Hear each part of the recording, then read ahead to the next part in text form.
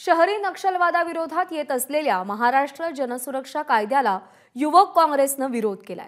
महाराष्ट्र जनसुरक्षा कायद्यामुळे तरुणांचा आवाज दाबला जाईल अशी भूमिका युवक काँग्रेसची आहे। आंदोलनाचा अधिकार हिरावला जाईल असंही त्यांचं म्हणणं आहे। दरम्यान या संदर्भात महाराष्ट्र युवक काँग्रेसचे अध्यक्ष कृणाल राऊत यांच्याशी बातचीत केली आहे तुषार कोहळे यांनी।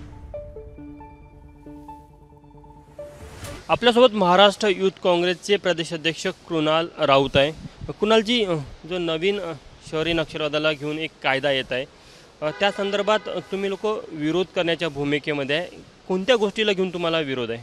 हे बघा, जे नवीन कायदा आला, अर्बन नक्षलचा कायदा आला, त्याचा विरोधच पाहिजे। आंदोलन करणं हे सर्वांचा अधिकार आहे।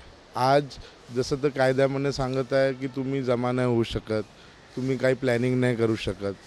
हां, ठीक आहे ना, प्लॅनिंग आम्ही काही व्हायलेंटली काही नाही करणार, परंतु लोकांचं आंदोलन करायचा अधिकार आहे। युथ काँग्रेस या संदर्भात पुढील काळामध्ये काय रणनीती आखत आहे?